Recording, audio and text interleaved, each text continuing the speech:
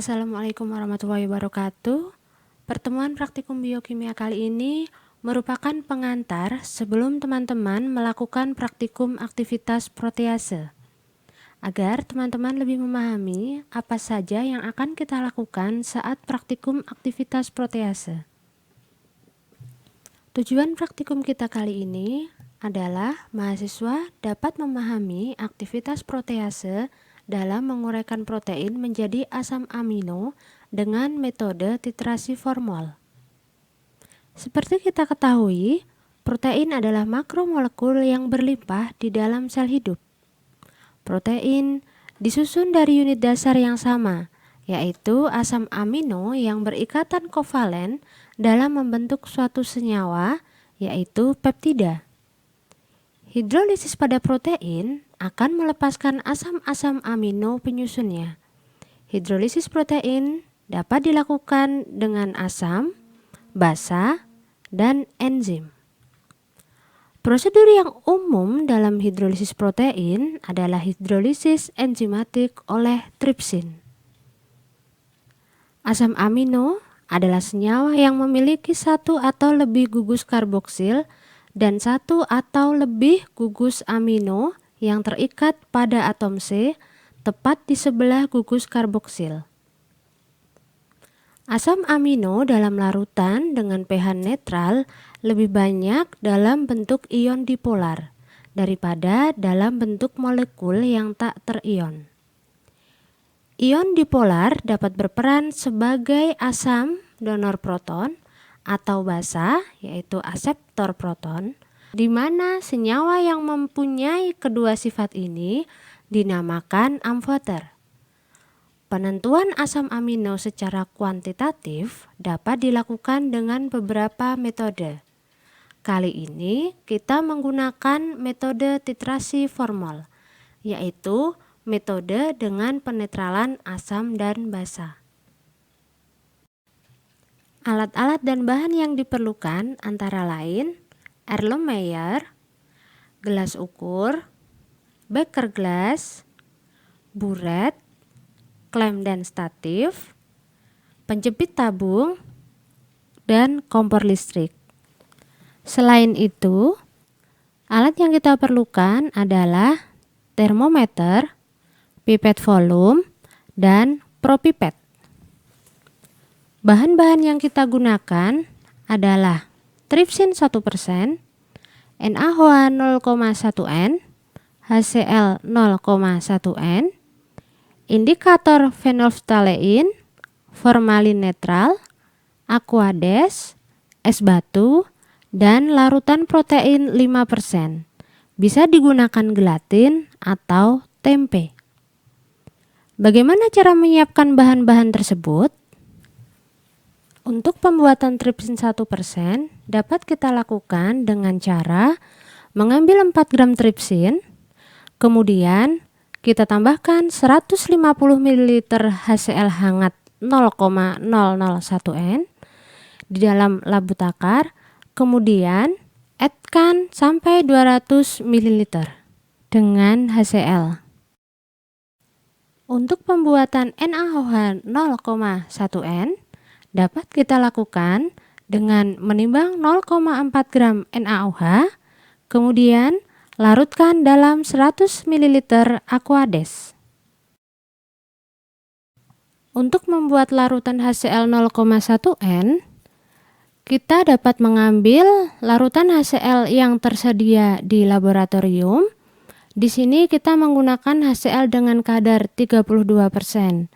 Kita dapat mengambil dari HCl tersebut sebanyak 490 mikroliter, kemudian kita tambahkan aquades add 50 ml. Jika kita membutuhkan larutan HCl 0,1N lebih banyak, kita dapat melakukan perhitungan lagi menggunakan rumus N1 kali V1 sama dengan N2 kali V2.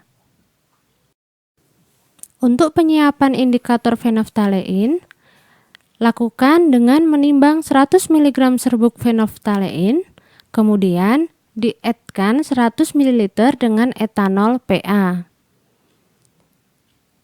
Dan untuk menyiapkan formalin netral, ambil 0,5 ml formaldehid, kemudian addkan 100 ml dengan Aquades. Untuk menyiapkan larutan gelatin 5%, dapat dilakukan dengan cara timbang 5 gram gelatin, masukkan di dalam mortir, kemudian tambahkan Aquades yang sudah dipanaskan sedikit demi sedikit. Kemudian homogenkan. Setelah homogen, masukkan larutan gelatin tersebut ke dalam labu takar dan addkan hingga 100 ml. Prosedur langkah pertama, pembuatan larutan A. Ambil 100 ml larutan protein, kemudian tambahkan 5 tetes indikator PP. Homogenkan, kemudian lakukan titrasi menggunakan NaOH 0,1N. Berilah tetes demi tetes sampai warna merah muda timbul. Kemudian tambahkan HCl 0,1N tetes demi tetes sampai warna merah muda tepat hilang. Larutan inilah yang disebut larutan A. Kemudian larutan A ini inkubasilah pada water bath dengan suhu kurang lebih 39 derajat Celcius selama 7 menit. Prosedur langkah kedua, pembuatan larutan B. Ambil 25 ml larutan tripsin, kemudian tambahkan 5 tetes indikator PP, homogenkan. Kemudian lakukan titrasi menggunakan NaOH 0,1N, tetes demi tetes sampai warna merah muda timbul. Kemudian tambahkan HCl 0,1N, tetes demi tetes sampai warna merah muda tepat hilang. Larutan ini kemudian akan kita sebut dengan larutan B. Inkubasilah larutan B ini pada water bath dengan suhu kurang lebih 39 derajat Celcius selama 7 menit. Prosedur langkah yang ketiga, pembuatan larutan C. Larutan A tambahkan dengan larutan B, kemudian aduk hingga homogen. Larutan ini kemudian akan kita sebut dengan larutan C. Ambil 10 ml larutan C, kemudian masukkan dalam Erlenmeyer 100 ml. Larutan ini kita sebut larutan menit ke 0. Kemudian nanti akan kita lanjutkan dengan langkah yang keempat. Sisa larutan C ini kita inkubasi pada water bath dengan suhu kurang lebih 39 derajat Celcius.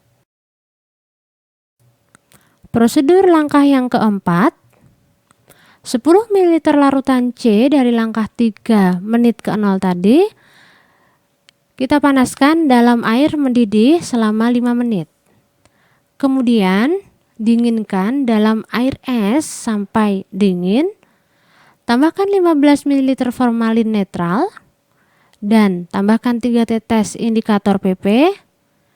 Campur hingga homogen, kemudian titrasi dengan NaOH 0,1N.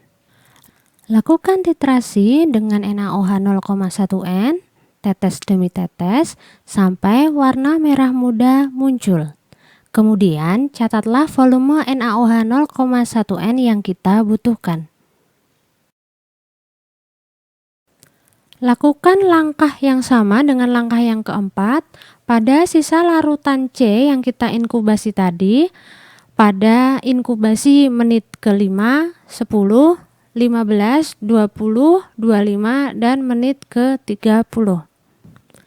Catatlah volume NaOH yang dibutuhkan saat titrasi pada lembar praktikum.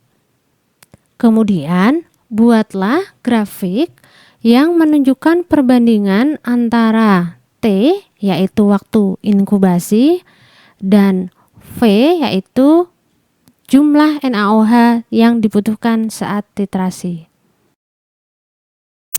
Agar teman-teman lebih memahami aktivitas protease yang terjadi pada praktikum ini, silahkan teman-teman mempelajari apa makna tiap-tiap prosedur kerja yang kita lakukan. Apa tujuan inkubasi, apa tujuan pemanasan, apa tujuan dilakukan pendinginan dengan air es, apa tujuan penambahan setiap reagen, kenapa warna merah muda timbul, kenapa bisa warna merah muda hilang. Demikian materi pengantar praktikum aktivitas protease pada pertemuan kali ini. Semoga ini dapat lebih memberikan gambaran untuk pelaksanaan praktikum pada kesempatan berikutnya. Apabila ada pertanyaan, silahkan tuliskan pada kolom komentar. Wassalamualaikum warahmatullahi wabarakatuh. Stay tune di channel ini dan jangan lupa subscribe serta nyalakan loncengnya.